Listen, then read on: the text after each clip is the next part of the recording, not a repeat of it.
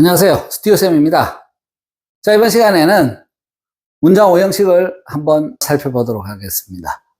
지난 시간에 문장이 이제 어떻게 구성이 되는지에 대한 기본적인 얘기를 해드렸는데, 그 얘기를 하면서 여기에 1형식, 2형식, 3형식 얘기는 이미 말씀을 드렸죠. 오늘은 이제 4형식에 대해서 집중적으로 좀 말씀을 드리고, 요 5형식은 요거는 제가 또 좀 분리해서 수업을 할 예정입니다. 우선 동사는 역시 이거와 마찬가지로 제가 이렇게 묶어놨는데, 이 3번이라는 얘기는 다 다르다 동사라는 얘기예요. 자, 4형식을 한번 보도록 할게요. 그 전에 여기에 이 S, 이걸 주어라 하고 V를 동사라 하고 이 C를 보어, O를 목적을 하는데, 그거는 이제 그 원어의 앞글자를 딴 표기예요. 그러니까 여러분이 요거를 뭐 잠깐 참고만 하시고, 우리가 주어 같은 경우는 subject라 그래요. subject. subject에 이 s가 저기 주어라고 다 쓰여 있는 거고요. 동사를 verb라 그럽니다. 동사를 verb라 그러는데, 저기 대부분 우리가 다 V로 쓰잖아요. verb. 하지만 이제 저는 원래 처음부터 그랬더라면 이거였어야 하지 않나, P를 써야 하지 않나 하는 생각인데, 뭐 그건 뭐 처음부터 그렇게 안 썼으니까 지금 와서 새삼스레 바꾸기도 그렇고, 원래 서술어는 predicat이라는 단어예요. 근데 사로서 하나의 자리를 표시하는 건 동사밖에 없어요. 동사 얘기하다가 잠깐 샜는데, 여기 이제 우리 보어를 C라고 한다 그랬잖아요. C는 영어로 complement, 보충을 해준다는 의미이긴 합니다. 하지만 뭐 저는 제 식으로 그냥 같은 걸로 할게요. O 하는 것은 목적어라 그러는데, 이게 object라 그래요. 그래서 O를 저기 따서 목적어라고 제가 이제 표기를 하고, 뭐 이 세상에 다 나오는 문장 표식이잖아요. 어쨌든 이렇게 해서 object까지 봤는데, 요게 우리가 기본적인 3형식에서 자리 본 거고요. 4형식부터는 여기에 이제 글자가 조금 변하는데, 사실 변한다고 해도 자세히 보면 여기에 O 해가지고 제가 이렇게 초록색 칠해놨는데, 이 object가 온다는 점에서는 당연히 이쪽 동사들은 다 다른 동사들이에요. 단지 여기 지금 IO, DO 이래 놨는데, 이 I와 D는 요것도 여러분 좀 이해하시라고 여기 제가 써놨습니다. D를 먼저 써놨는데, D가 뭐의 앞글자냐 하면은 direct. 앞글자, direct는 직접적인 하는 의미예요. 뭐, 저희 4형식 동사를 대부분 준다라고 하는데, 이 준다의 내 주머니에서 나가는 어떤 물건 개념이 직접적인 목적어다. 그런 개념에서 direct object라 그러는데, 이 direct object는 우리가 3형식의 이 object하고 사실은 같은 거예요. 주어랑 다른 것하고 왔던 그 목적어입니다. 요게 뒤에 추가가 된 목적어라고 이해하시면 조금 편하실 거예요. 원래 이게 없었다가 이제 들어오면서 문형이 하나 더 만들어진 거예요. 4형식이라고. 자, 그 얘기는 차츰 설명 다 드릴게요. 그 다음에, 그러면 앞에 있는, IO 하는 건 뭐냐 하면, 여기 indirect의 앞글자를 따서 이게 간접적인이거든요. 그래서 이걸 간접 목적어 그렇게 얘기합니다. 간접 목적어가 딴 건 아니고, 뒤에 들어온 목적어. 요게 먼저 있던 목적어, 앞서 있던 목적어고, 요게 나중에 들어온 목적어입니다. 근데 나중에 들어왔는데 왜 앞에다 넣냐? 그거는 이제 여기서 다시 설명을 드리기로 하고, 요 부분을 잠깐 지우고요. 여기 이제 좀 예를 들면서 다시 설명을 드릴게요. 제가 여기 지금 하나의 절을 썼습니다. She taught English. taught는 teach라는 단어의 과거형입니다. 여기 이제 she, 주어입니다. 그녀는 taught, 가르쳤다. English, 영어를. 그러면 영어와 she가 다르니까 이게 주어고 목적어 맞습니다. 그러면 이게 이제 이 형태가 되지요. 그런데요, 가르친다는 동사는 제가 지금 뭐 편의상 가져왔습니다만, 이 4형식의 가장 기본적인 동사를 우리가 give 동사라고 합니다. 주로 준다는 단어들이 여기 다 들어있습니다. 뭐 어떻게든 주는 거예요. 그런데 주는 물건이 있겠죠. 여기 이제 제가 가르치다 뭐 예를 갖고 왔으니까 이대로 보면, 그녀가 영어를 가르친다는 뜻인데, 여기 준다의 의미도 가질 수가 있어요. 그러면 가르쳐 준다라고 해보죠. 그럼 그녀가 영어를 가르쳐 준다 이러면은 대본에 그 얘기만 나오면 딱 질문이 날라올 수 있습니다. 누구에게? 과연 누구에게 영어를 가르쳐 줬다는 얘기인가? 에 하는 것은 어떤 방향을 나타냅니다. 그 go to school이라고 해보죠. 여기에서 go to school. 우리는 하는 걸로 있다고 치고요. 우리는 학교에 간다 이럴 때 우리는 일주일에 5일 학교에 간다는데 여기서 이게 나홀로 동사고 이게 주어입니다. 이게 주어, 나홀로 동사도 동사지요. 그런데 여기에 전치사가 등장을 했다는 얘기는 뭘 의미하냐면은 목적어라는 게 없다는 뜻이에요. 전치사가 명사를 데리고 와서 동사에는 목적어가 없어요. 그래서 이 부분은 전치사 구라고 그래요.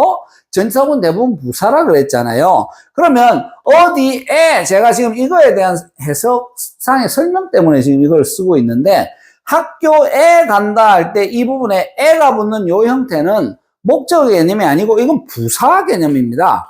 부사구의 개념이에요. 학교에는. 그러면 우리 생각해 보십시오. 그녀가 영어를 가르쳐 줬다. 그러면 누구에게? 우리에게라고 해보죠. 그럼 우리에게라는 게 그냥 동사 저기에 여기서 주어와 뭐 우리가 다른 거니까 여기에 us 하고 그냥 쓰면 되느냐? 안 됩니다. 이거는 이미 목적어가 와 있는데 에게라고 하는 방향성을 나타내는 어떤 개념이기 때문에 여기에는 반드시 에게 할 때는 이거와 마찬가지로 to 하는 전치사를 넣어가지고 우리에게 이렇게 해야 원래 맞는 말이에요. 그러니까 처음에 문장이 만들어질 때는 그녀가 영어를 가르쳐줬다. 요렇게 시작을 했고 거기에 누구한테 그러면 to 누구 이렇게 만들어졌던 거예요. 뭐 단어에 따라서는 이제 전치사의 나중에 특성을 조금 배우시면 아시겠지만 for 하는 게 요것도 에게 이런 의미가 있어요. 요건 좀 주고받는 느낌이 들긴 하지만 그 다음에 뭐 of 이런 전치사를 써가지고 여튼 이 뒤에 어떤 명사가 다 따라올 거 아니에요. 이 us라든지 또는 뭐 Tom이라든지 또는 자기의 친구라든지 뭐 여러 명사가 올 수 있겠는데 이런 식으로 이쪽 부분의 전치사들은 지금은 이런 거는 이제 몇 개 없고 주로 요게 옵니다. 요 to가 오는데 누구에게 할 때 그럼 여기서는 그냥 이해하기 쉽게 요거 전부 다 에게라고 생각하세요. 우리에게, 탐에게, 또 그녀의 친구에게. 그녀는 가르쳐줬다 영어를. 이러면 누구에게가 필요하잖아요. 그래서 처음에 이제 이런 형태에서 요렇게 에게를 다 붙였어요. to, 물론 이 for와 over는 동사가 조금 다른 게 됐습니다만은 요게 오는 경우도 있다. 그걸 위해서 제가 잠깐 써놓은 것 뿐이에요.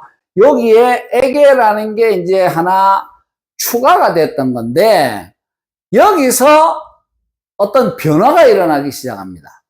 어떤 변화가 일어나냐면요. 준다 하니까 에게가 따라오는 게 언어를 자꾸 쓰다 보니까 이거는 항상 따라오거든요. 전치사를 앞에 붙이고 온단 말이에요. 그러니까 이제 여기서 언어에 대한 생각이 있는 어떤 사람이 굳이 이걸 전치사를 넣어가지고 목적어로 만들 필요가 있겠는가? 어떤 누군가가 여기에 변화를 준 거예요. 그래서 어떤 변화를 줬냐 하면은 전치사들을 이렇게 싹 없애버리고 여기 그냥 명사를 남겨둘까 이렇게 생각했던 거예요. 왜냐하면 이거 어쩌다 한 번 하면 그런 게 아니고 늘 오니까 준다 하면 에게가 늘 오니까 그래서 딱 없애놓고 보니까 왠지 좀 에게라는 느낌은 이것만 갖고는 잘 안 되거든요. 그래서 누군가가 기발한 아이디어를 하나 생각한 거예요. 어떻게 하기로 했냐면은 여기에 있는 이 목적어들을 여기 앞으로 가지고 가자. 자리에 변화를 주면 뭔가 표시가 좀 나지 않겠냐. 저는 뭔가 변화가 일어나거나 생략이 일어날 때 뭐 때문이다라고 주로 여러분에게 이해하라고 가르치냐면 표시가 나서, 티가 나서. 예를 들어 보세요. give가 여기 온다고 쳐봐요. gave로 한번 써볼게요. gave, 줬다. 그러면 여기에 me 이러면은 나를 줬다. 이거 말 안 되잖아요. 일반적으로 준다 동사는 여기에 사람 개념이 이렇게 오면요. 나를 줬다? 그쪽 어감이 이상하잖아요.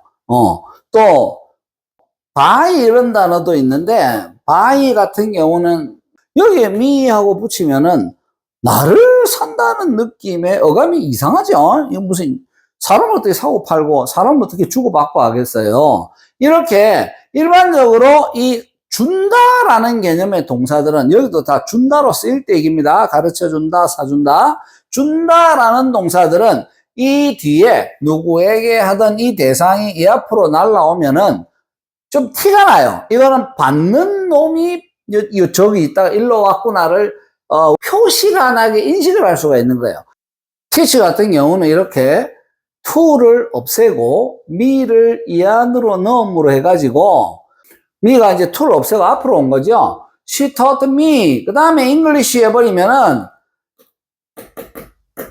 요게 가르쳤다의 대상이 맞고 요거는 가르치는 내용으로 지금 온 거죠.